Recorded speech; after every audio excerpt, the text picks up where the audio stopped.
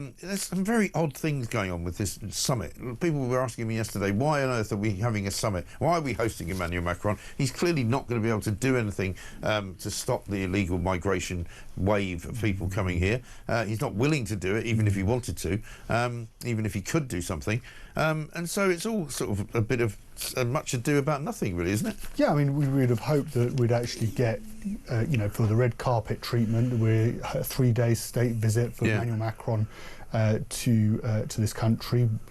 Banquets at Windsor Castle, speeches in the Houses of Parliament. That in return, that Emmanuel Macron might turn around and say, well, actually, I recognise there's a problem here with upwards of 1,000 migrants a day on some days when the weather's fair crossing the English Channel. That actually will put in a bit more effort than what we've seen previously in return for £750 million that we've given the French to stop the boats crossing in the first place. But he turned up yesterday to Parliament and said, well, actually, if you want to stop the boats, you should do more, because we can see that we're a soft touch. We're making it too easy for them to come, aren't we? We make it too easy for them to come, and also when they're here, we make it too easy for them to work on the black market. We've seen, the front page of the Sun in recent, multiple front pages of the Sun in terms of their investigations into, delivery riders, having actually crossed the English Channel and then using fake accounts.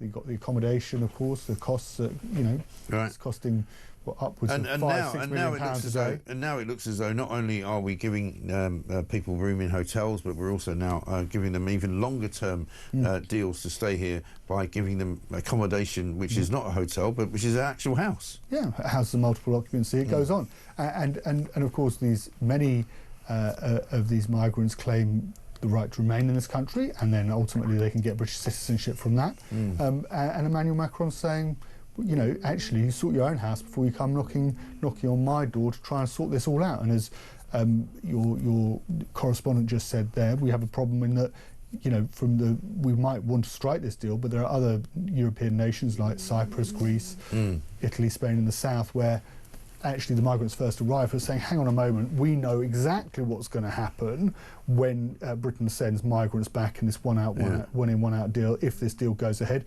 is that actually the French are just going to pass them back to us. And that's something that we don't want. So it suits the European Union all round if Emmanuel Macron just says, actually, you can cross the English Channel. It's fine for them, and he's got no intention, no motivation to change it at all. And I'm sure the European Union, knowing them as we do, would be more than happy to just sit in the back rooms and say to each other, they left us, let's just dump a load of migrants on them. Why would we help them actually stop that from happening? And they won't. Let's have a look at what they both said last night. King Charles and Emmanuel Macron were both attending a state dinner in Windsor Castle. Here's Emmanuel Macron first off. See if you can spot the word that we really hate. France and the United Kingdom have a shared responsibility to address irregular migration with humanity, solidarity and firmness. The decisions that we will take at our bilateral summit will respond to our aims for cooperation and tangible results on these major issues.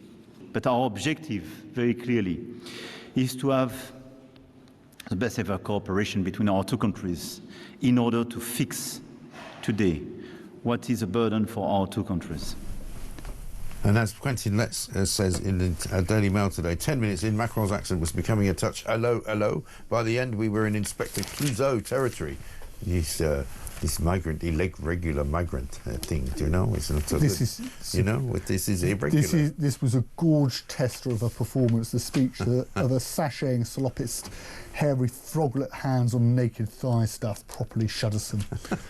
Brilliant. And of course the King then did the same thing. You will have noticed, of course, the word that really, really annoys me and has been annoying me since the beginning of this show is the word irregular when it comes to migration. Here's King Charles doing the same bleeding thing.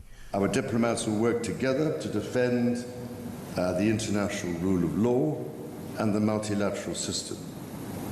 Our security services and police will go further still to protect us against the profound challenges of terrorism, organised crime, cyber attacks, and, of course, irregular migration across the English Channel. It's not irregular. I don't know what I'm going to do about this. I'm going to have to play this all day. It's going to wind me up all bleeding day. Why do they insist on using the wrong term? They use it because they want you to...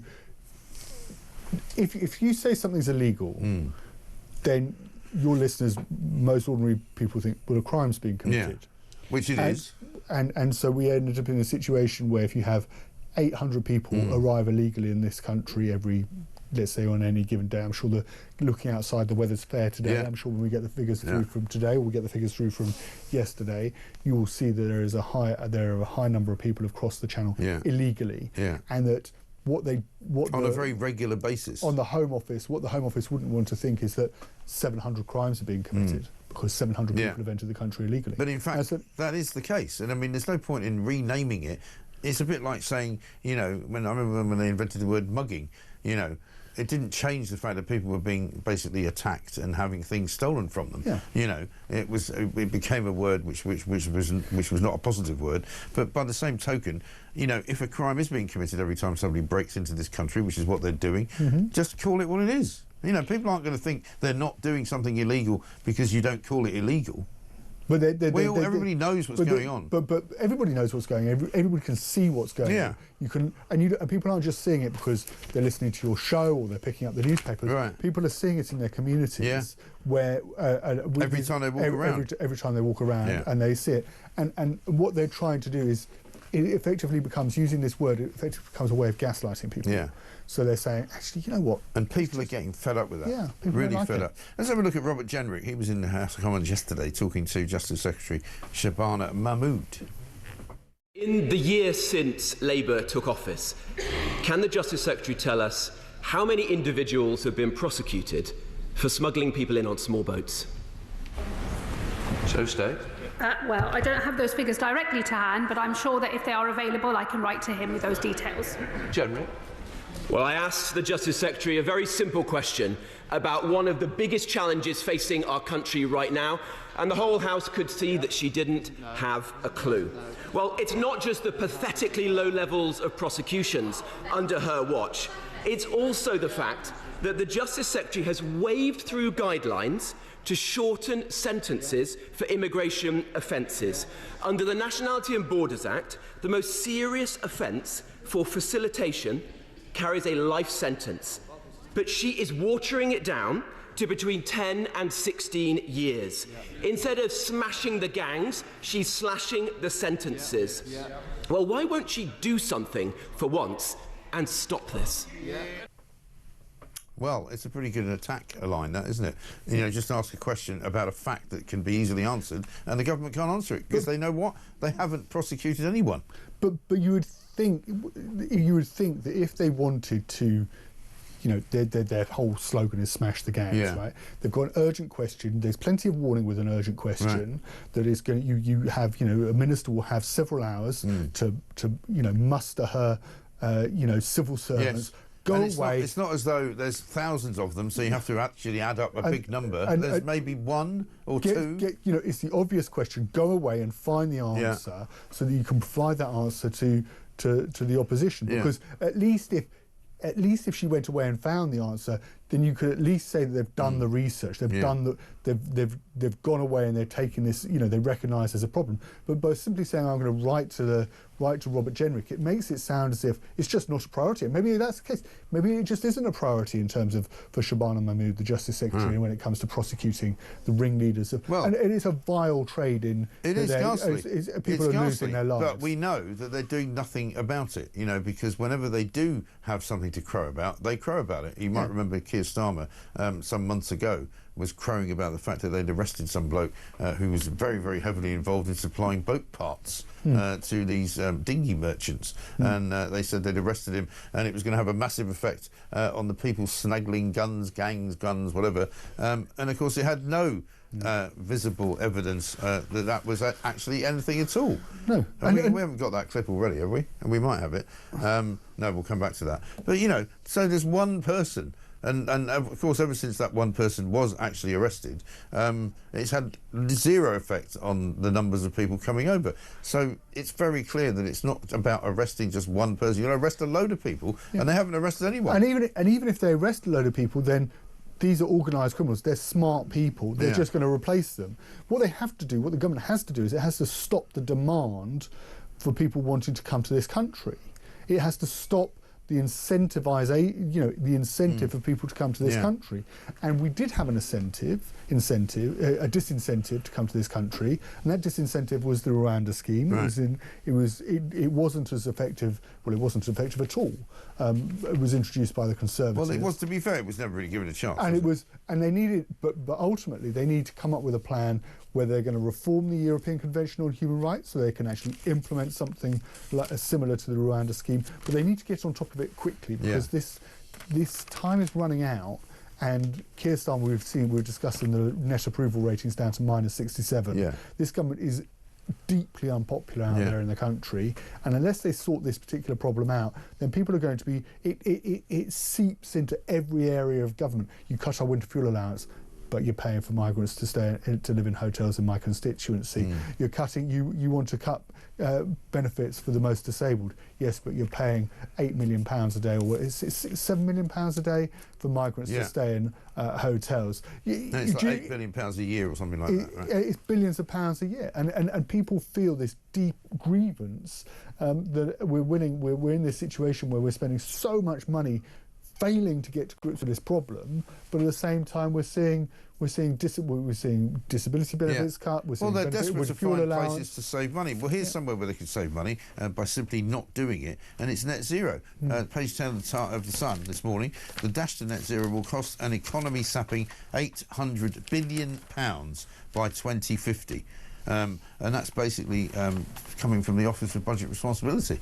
Yeah, and the OBR is telling us this. This is buried in the document that was released yesterday, which found that basically the country's going bust. National debt is expected to hit 270% of GDP by the 2070s, and now they've looked into, one of the things they've looked into is the cost of net zero, and it's costing £800 billion by 2050. Rachel Reeves, she needs to save. And it's been told an annual £30 billion is going to be needed just to hit green targets. Now, that's all very well. It's not just in terms of cost of the government. It's also just in terms of cost on your bills. The ordinary men and women in the country. You pay levies on top of your bills to pay for green energy in order to hit this net zero target, and it also makes us much more vulnerable because there is a lag between when these wind farms are going to be actually built and created, and we're having to import energy when actually we've got, in the North Sea, we've got there's oil ready to be drilled and licences be provided, but the government's absolutely adamant that it won't do it. Yeah, incredible. And meanwhile, just one final thing, Theo, because it's so sort of irrelevant, it seems to me, that happened yesterday in Parliament. MPs have backed plans to set up the independent football regulator and roll out operating licences for football clubs. They voted 415 to 98, a majority of 317, to pass the Football Governance Bill at the third reading. It's now cleared the Commons and is poised to become law. I mean, I don't know anyone that thinks that there's any point in doing it. No. Why are they bothering? I don't. There are already strict rules in place, and we're hearing, all the time about sanctions that have been imposed on those who've broken the laws in terms of financial fair play. I'm not sure this is the top priority. Well, but we're always being told, look, we can't push this particular bill through because we haven't got parliamentary time. We can't get to this really, really important issue because we haven't got any parliamentary time. And they waste a load of time on this nonsense. The Premier League is one of our best exports. Yeah. People all over the world watch Premier League football. The reason that clubs can go to to America or to the Southeast Asia or whatever and play games is because that's where they like the Premier League is the league that those fans like to watch. Yeah. And whenever you get government intervention in something like that, it never spills. It's never good news, is it? No, it never is. Theo, good to talk to you. Thank you very much indeed. We've got a quick clip before we go. Lisa Nandy talking about football fans. Oh, look. And finally, I want to address our football fans, who are the best in the world. We are doing this for you, because for too long you have been treated as an afterthought at best or a nuisance at worst in a game that is only great because of you. Yeah, because that's what people say all the time, isn't it? English football fans are the best in the world. Wherever they go, they get such a warm welcome from the police and other people in various other places where, you know, international games are taking place. They also voted, apparently, yesterday massively against allowing 10 Premier League games to be broadcast for free. Yeah. So it's hardly, you know, the voice of the people stuff, is it? No. Shocking. Absolutely shocking.